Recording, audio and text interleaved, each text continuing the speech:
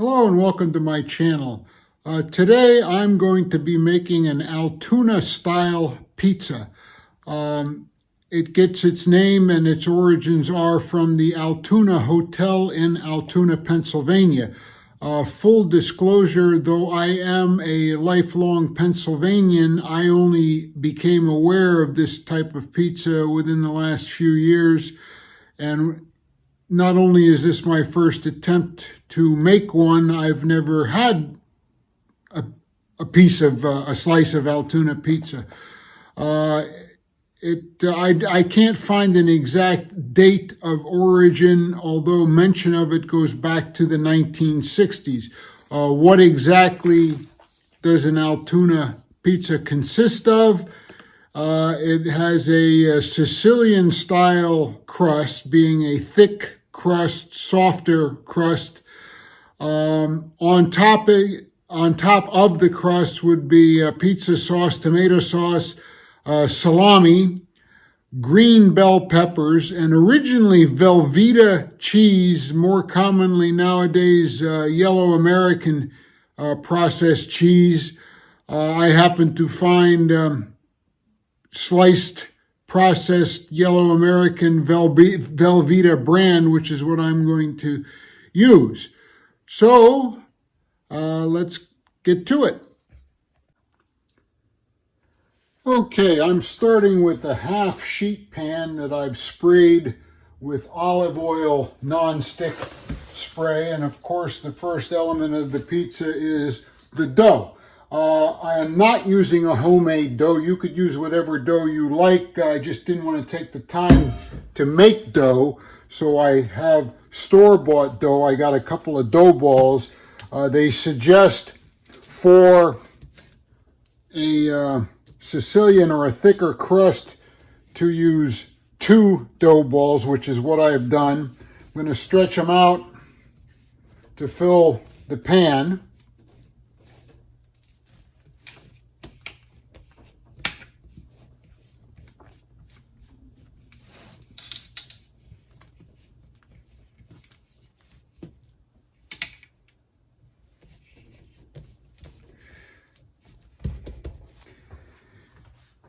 If you have a dough ball like this and you're stretching it and it wants to contract, sometimes just letting it sit out in the pan for 10 minutes or so and trying again will do the trick, which I think is what I'm going to do, so I'll be back in 10 minutes. Alrighty, 10 minutes has elapsed. I've given it another stretch. It's holding its shape much better. I also have a little roller, although I don't want to roll it too much because I don't want to remove the air from it. As I'm doing this, I couldn't find what you might call a definitive recipe for Altoona style pizza, and there were many discrepancies. One of which was how to bake it. Some say to bake the crust by itself first, then put toppings on. Some say to bake it with all the toppings except for the cheese, and then add the cheese and put it back in for 1 to 5 minutes, which is actually what I think I'm going to do. I saw one recipe, actually a video of a fellow making it, who just put everything on, cheese and all, and baked it. We'll see if the way I chose works. Okay, we have the dough stretched out. Now we'll add the pizza sauce. You can add, again, as I've said in past pizza videos, I guess if you have homemade canned tomato sauce, that's the best thing. I'm just going to use great value, nothing fancy, what I happen to be able to find. So we'll spread some sauce on this.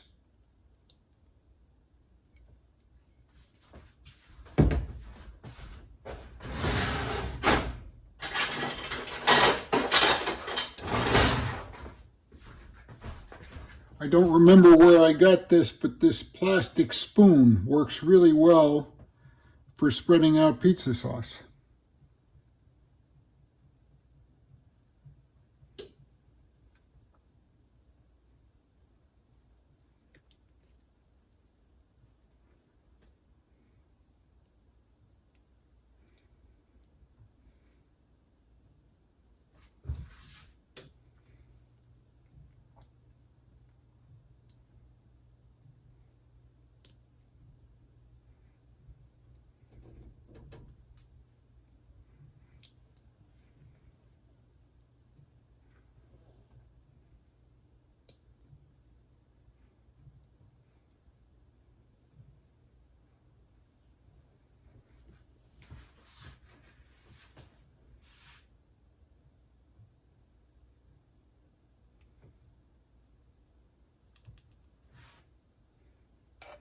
I'm going to add just a little more. I like a lot of sauce on my pizza.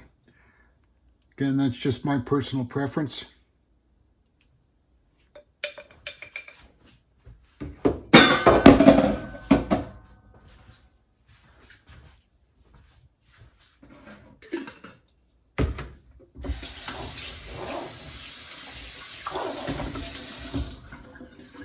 I'm going to season this. One of the things they mentioned, the salami should be the type that has the peppercorns in it. I couldn't find that when I went to the store, and I like to try to just make one grocery trip. So everything I can get at the same store, I will. I ended up getting just Oscar Mayer hard salami, so I'm going to add some extra pepper ahead of time here.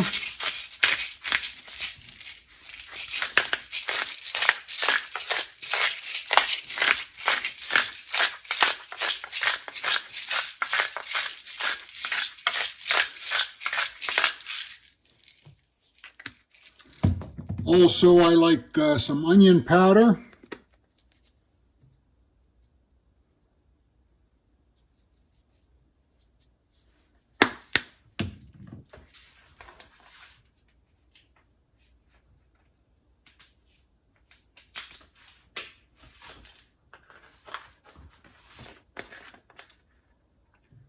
A little garlic powder.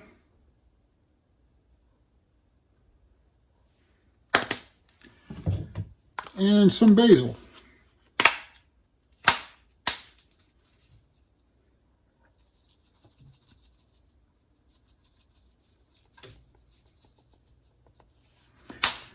Next goes the salami.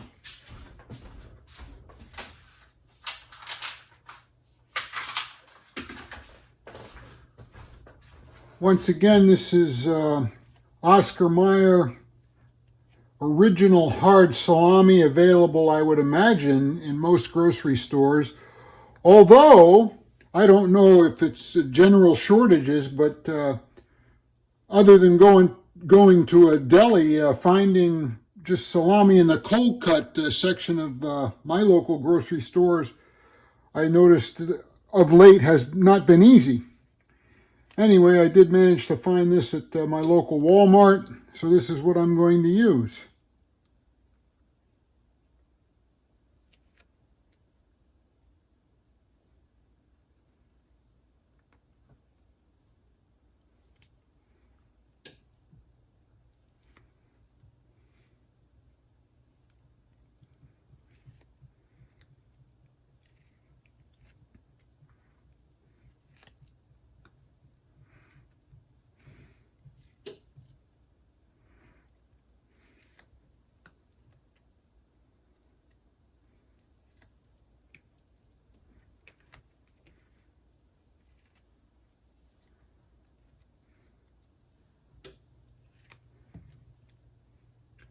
I guess I should spread this a little more evenly. And there we are. Now we add the peppers. Traditionally, they do the green peppers in pepper rings, which is what I'm going to do here until I run out, and then we'll see what I have left.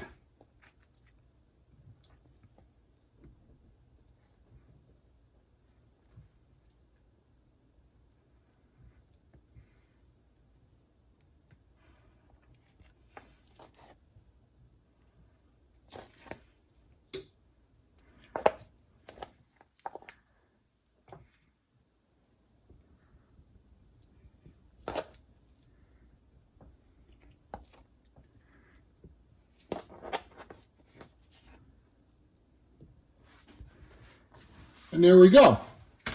Now, as far as the baking, and again, I'll put the cheese on later, I saw a lot of discrepancies in that as well. The package instructions with the dough balls say 450 degrees for about 25 minutes.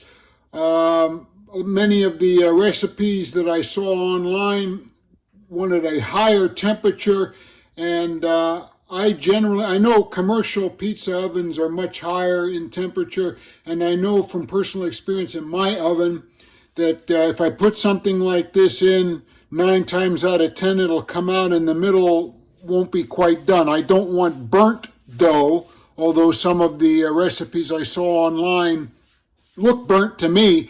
I also don't want raw dough. What I'm going to do, I'm setting my oven. It's a cold day. My kitchen's kind of cold.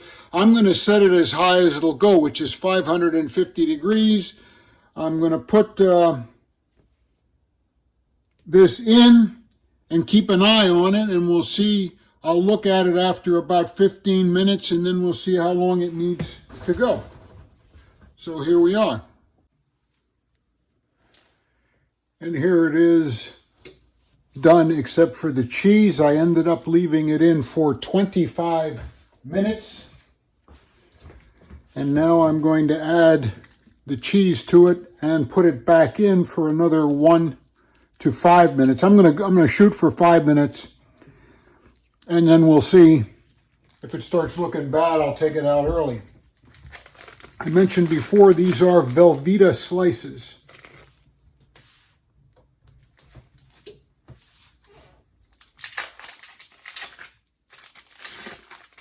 If you've never seen an Altoona pizza before, it is kind of odd looking. I don't know how it'll taste. We'll find that out.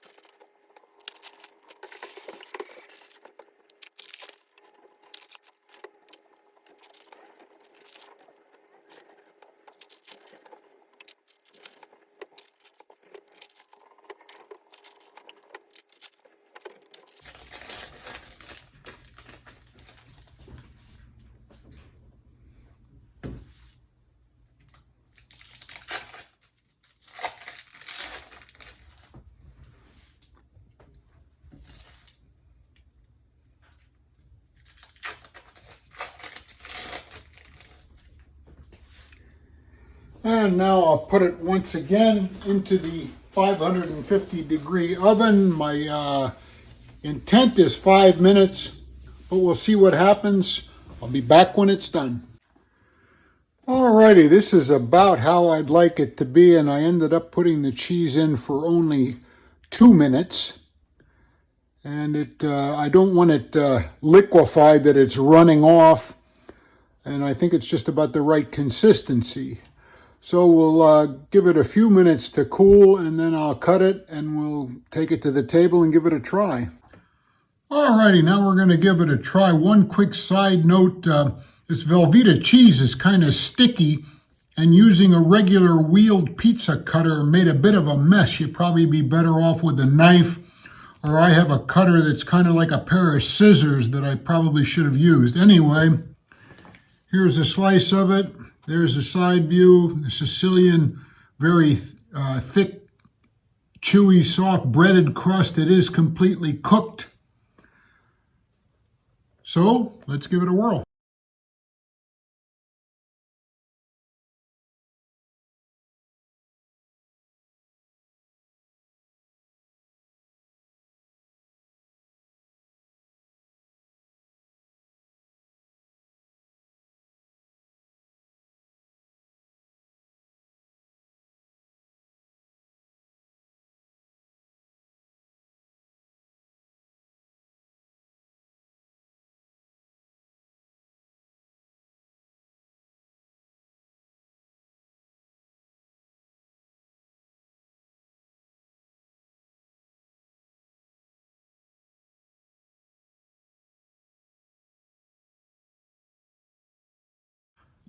Alrighty, obviously I'm not here to rate my own cooking, but I've never had one of these Altoona pizzas before, so I did want to give it a try just to see if I'd like it, because I honestly wasn't sure. It's not bad. The Velveeta cheese is a bit salty, but the salami actually and peppers with the cheese on the pizza is actually a good combination. I don't know if I'd make this regularly, but I certainly would have it again. For your information, the cost for me to make this was $20.12 for this whole pizza.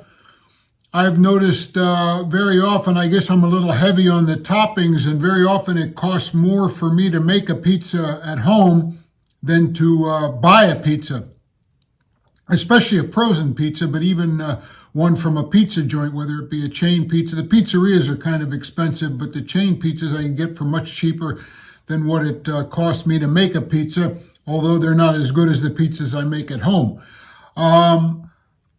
Calorie-wise, this entire pizza was roughly, and you can't be exact, but roughly 4,550 calories, and you can cut it into as many slices as you wish. There is my version of the Altoona pizza. Thank you for watching. Please like, share, and subscribe.